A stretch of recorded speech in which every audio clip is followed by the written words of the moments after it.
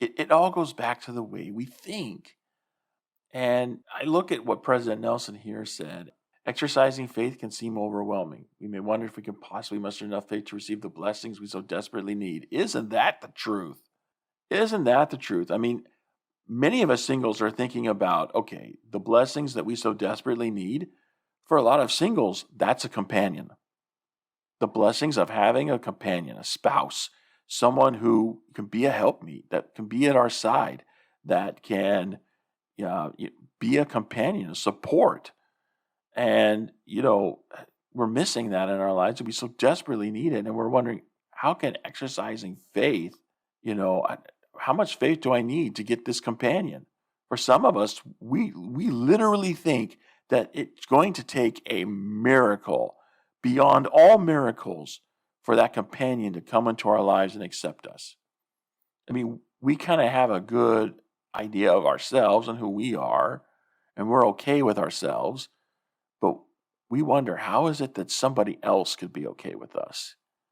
How could somebody else want to take us into our lives? How could somebody else love us for who we really are and not for any of these external trappings that we see so many people chasing after?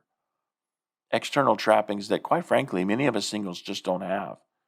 We are good men and women, and yet we're making decisions based not on the covenant man and woman, but on the natural man and woman. And the natural man and woman is simply seeking the results of evolutionary biology. That's really what they're looking at. The natural man values youth and beauty, and the natural woman values muscles and money. These are all things of this world. These are all transitory, temporary things of this world.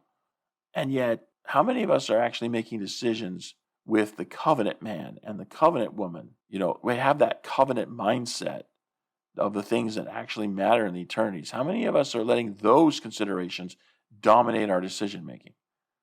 And, we see around us all the people who are letting the natural man or the natural woman dominate their decision making. And we wonder, how could there ever be someone who would choose me? How could there ever be someone who would choose me? That's where I go back to here to President Nelson. Exercising faith can seem overwhelming. At times we wonder if we can possibly muster enough faith to receive the blessings that we so desperately need. And then listen to what he says next. He goes on to talk about Alma talking about just experiment. In other words, like I was getting in the monologue, you don't need perfect. What you have right now is good enough to start.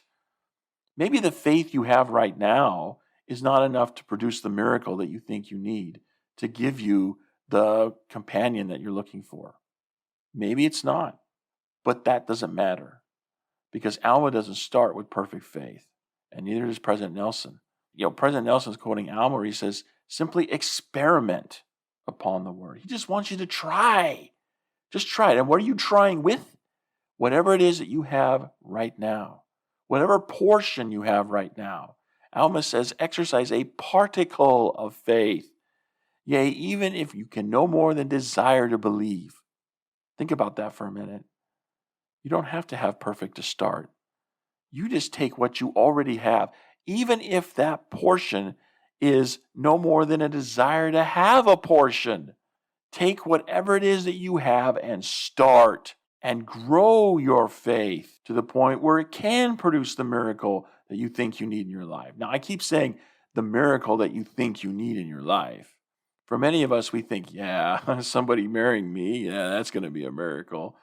Many of us really do think that.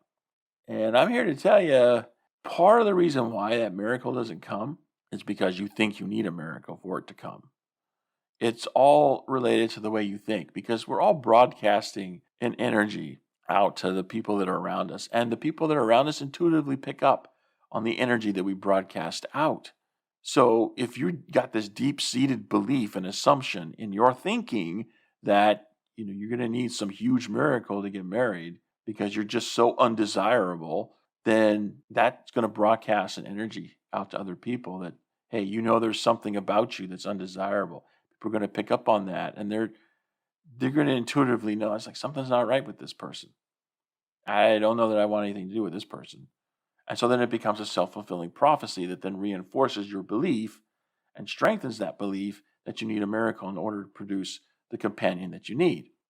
And the way to get out of that is to change your thinking. Change your thinking, change your assumptions.